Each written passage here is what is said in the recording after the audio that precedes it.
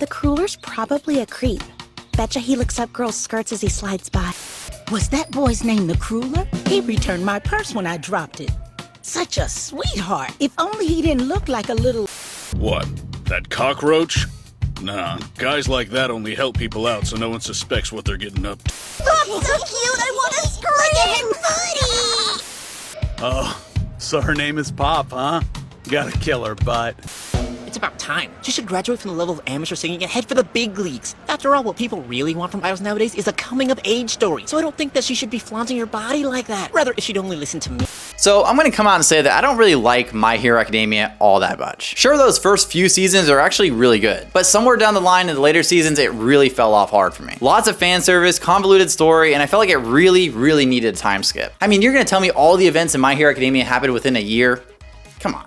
But what about its spin-off series, My Hero Academia Vigilantes? Honestly, this series deserves way more love. It takes place a few years before Deku gets the all-for-one quirk, and is a much more grounded perspective on the whole superhero society. Okay, so for this video, I bought both Volume 1 of the original My Hero Academia series and the spin-off. I got them both from Manga Mart. I'll leave a link in the description. So looking at both these manga volumes, you can definitely tell there's a difference in art style. And that's because they're not both drawn by Horikoshi. Obviously the original is, and then you got Vigilantes, which is drawn by Betancourt. Now when it comes to the original series, I actually really like the cover of the first volume, and honestly, most of the volumes. They've all got a very colorful aesthetic and look great on the bookshelf. Now when it comes to Volume 1 of My Hero Academia, you've got All Might here with his towering presence, you've got Deku looking up, and all the heroes in the background. And then on the back, it's got like very pronounced comic book aesthetics here. And you've even got an ad for lady hair shampoo and conditioner, which is pretty funny. And on the inside, I think My Hero Academia's art is honestly some of the best. I think his expressions are incredible,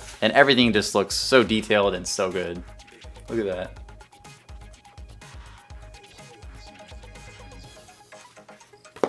Now when it comes to Vigilantes, it's like a stark contrast. It's almost completely opposite. It's a lot darker. The heroes are more in blue. They're not as, you know, brightly colored and everything. And I think that's to reflect its more grounded storyline and its more grounded perspective on the hero society. Now when it comes to the back of the book, I'm probably gonna have to blur it out so I don't get demonetized, but here it is. And then the art in this volume is also incredible. Even though it's not done by Horikoshi, it feels like My Hero Academia while also feeling new and different and fresh, and it's just really well done. Here's probably one of the better panels of the main squad. And then looking at the spines of the books, they're honestly very similar. You've got Deku right here, you've got Koichi right here, numbers right there. They're gonna look great on your bookshelf, and yeah, back to the video. Okay, so if you've only watched My Hero Academia and especially fell off in the later seasons, then you probably don't even know this existed. Yeah, and I certainly didn't either until I went manga shopping and I'd see the volumes on the shelves. And look at these volume covers. They actually all look awesome. So like I said earlier, Vigilantes is a spin-off series that takes place a few years before Deku gets the all-for-one. We follow a college student named Koichi, who has a super basic quirk. He can slide across the ground like he's got rollerblades on. Yeah.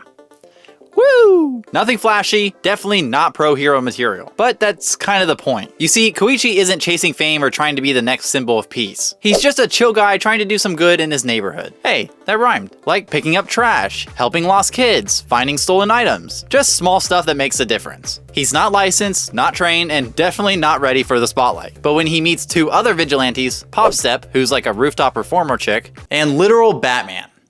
Sorry, Knuckle Duster, but he's literally Batman. What sets Vigilantes apart from the main series is the tone. It's not about ranking up or saving the world. It's about navigating the cracks in society, filling in the spaces where pro heroes can't or won't act. It's gritty, more grounded, and honestly feels more real. There's no UI safety net here. If something goes wrong, people get hurt, and they often do. That makes the action and choices feel way more personal. I really like it. But don't get it twisted. This isn't some moody, slow burn drama. There's still some great fight scenes, some real humor, and some moments that hit real damn hard. There's a moment with Knuckle Duster later in the season that's pretty damn sad. The trio of Koichi, Popstep, and Knuckle Duster has this chaotic but heartfelt chemistry that really carries the early episodes. It has this campy feeling like when Ichigo and Rukia are hanging out and doing those little adventures.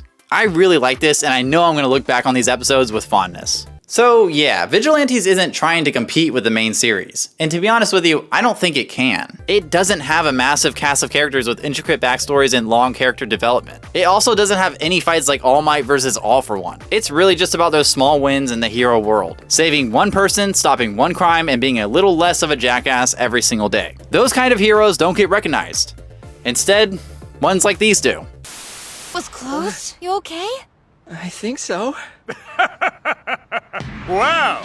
You've got balls of steel for being so scrawny. But do yourself a favor, boy, and leave the dangerous work to pros like me. Shing! Yeah, sure. Sorry. Oh, and thanks for the save. So, who are you? What's that? You're seriously saying you don't recognize my face? That's absurd!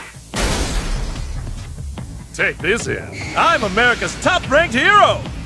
Captain Celebrity! Here's my autograph. Now you won't ever forget my name. What really sets Vigilantes apart isn't just that it's smaller in scale though. It's that it's told entirely from the outside looking in. Koichi isn't a chosen one. He didn't get scouted by All Might or accepted into some prestigious school. He's just a really chill guy in a really tough world. And you know, I don't know about you guys, but I feel like I can relate to that. The main series gave us Deku, who yes, starts out powerless, but he's still brought up in this elite world, mentored by the #1 hero and gifted with the strongest quirk on record. Koichi, on the other hand, he doesn't need rollerblades because he is one. Wow. He starts with an extremely average quirk, gets beat up in alleyways, and gets dragged into vigilante work by a crazy dude who literally doesn't have a quirk himself. He's just a professional DoorDasher for fish sandwiches. It's awesome. I mean, you go from watching Koichi be this awkward, nervous guy sliding around town to this awkward, nervous guy sliding around town. It's awesome. So while the main series gives us these massive battles and epic moments of triumph, Vigilantes reminds us what it's like to be overlooked, underestimated, and rejected, and still push forward anyways. I really enjoyed being in Koichi's shoes and seeing this world from the ground up.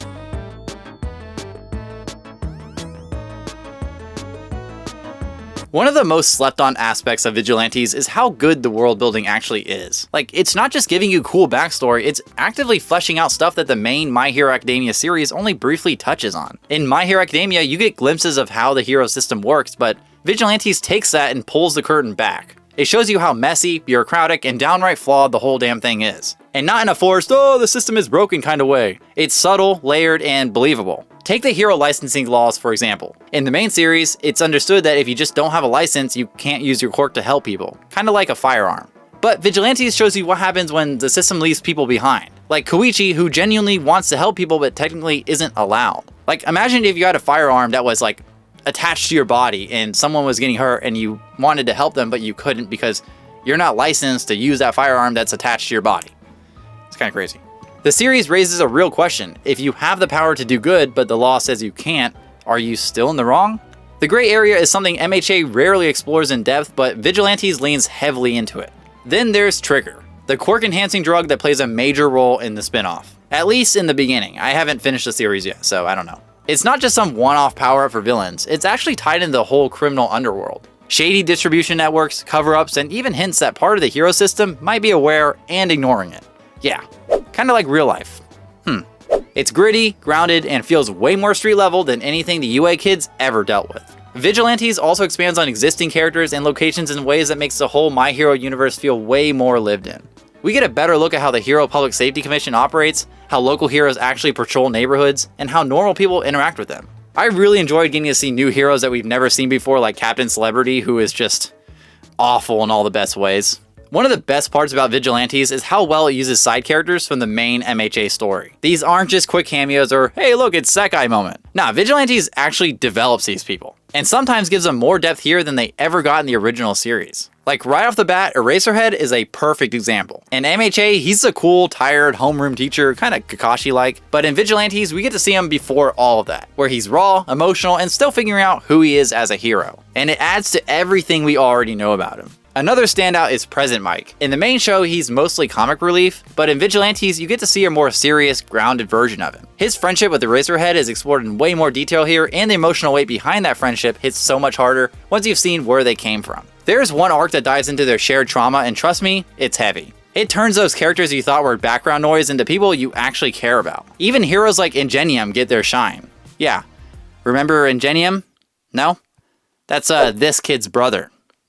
Yeah, I barely remember who this kid is. Yeah, in the main series, he's that one hero who almost gets killed by Stained and kind of vanishes from the plot. It reminds you that pro heroes actually used to be neighborhood protectors before everything turned into top 10 rankings and PR campaigns.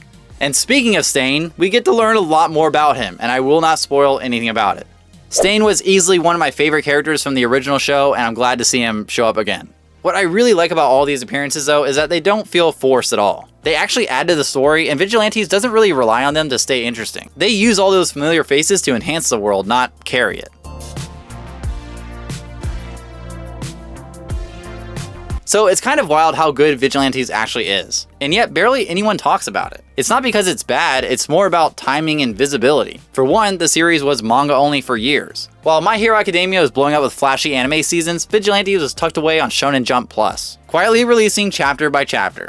And that's it for this video, guys. Thank you so much for watching. Be sure to like, comment, and subscribe if you want to see more. And don't forget to check out other content on my channel. I do a lot of manga shopping, playing anime video games, and just talking about anime in general like I did in this video. So be sure to hop over to my channel and check all those out. Thank you so much, guys. I'll see you later.